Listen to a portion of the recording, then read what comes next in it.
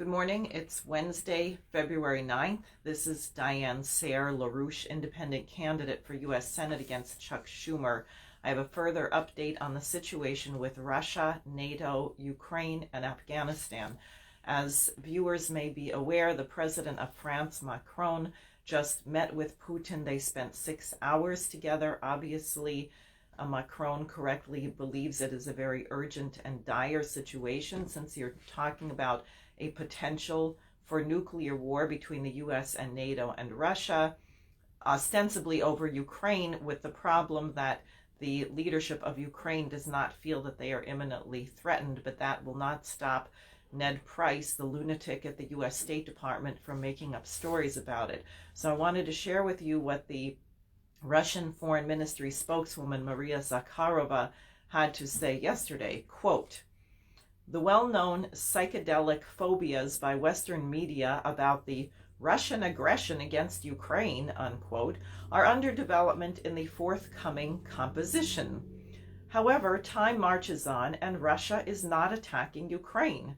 The calculation by the US, who ordered this melody, and the British, who joined the bandwagon, is clear. They cooked up the Russian threat themselves. They braced themselves for a heroic fight against it in order to commit a provocation and loudly declare their victory," the spokeswoman noted.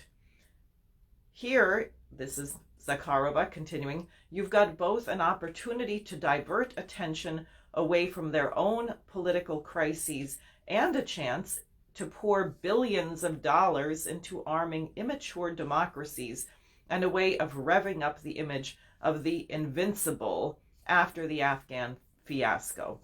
Now, let me say, indeed, there is an element of diversion, but the real element is desperation. The transatlantic financial system is bankrupt. The Federal Reserve is now holding $8.2 or $4 trillion worth of treasury bonds, mortgage-backed securities. It is a bubble which is not sustainable, and it is the reason why you have people desperate to go to war or to threaten war. Meanwhile, the bottom has dropped out. Don't believe this gobbledygook from people at Harvard University who were interviewed in the New York Times about the great U.S. economy. We've had 5% growth, record unemployment. Yeah, because people stopped looking for work. Meanwhile, you have buildings burning down in the Bronx, people drowning in their basements, bridges collapsing. I'm sorry, but this does not indicate an economic recovery.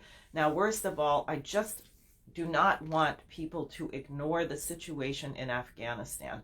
We have before our eyes a crime against humanity where as many as 20 million people may be dead of starvation during the cold winter months. This is a result of the sadistic, virtually satanic policy of the Biden administration, the European central banks. Chuck Schumer has had nothing to say about this, where we are withholding the funds of the Afghan Central Bank and the Federal Reserve and the New York Central Banks.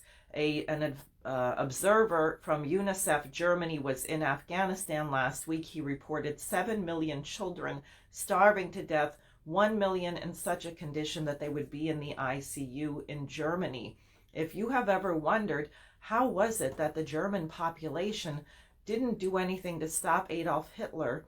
If you are standing by and saying, well, this is too big, I can't do anything about it, it's really terrible, and allow 20 million people to die of starvation in that country, then you are committing exactly the same crime against humanity. This is not acceptable. There are two things happening you should know about. One, tomorrow morning at 8 a.m. Eastern Central Time, the Schiller Institute and the Russian International Affairs Council are sponsoring a joint seminar. You can find it at schillerinstitute.com, SCHILLER Institute, on the fate of Afghanistan, why this creates a pathway for peace, because the US, Russia, China, India, Pakistan, Iran have a shared interest in this nation becoming stabilized if the immoral perverts in the US State Department would stop trying to punish Afghanistan for the fact that we could not defeat them in this 20-year occupation. this nation could be stabilized and not be an exporter of terrorism and drugs. That is a pathway to get a first act of trust among the major superpowers. So tomorrow morning at 8 a.m. Eastern Time, that will be discussed. Also tomorrow, I will be holding a rally in New York City in front of a number of banks at 12 noon, and I will be broadcasting from there to stop this atrocity and to draw attention up to it, because I don't think most Americans want to be complicit in mass genocide, but that is what we will be if we don't stop this. Thanks for listening, and I'll see you tomorrow.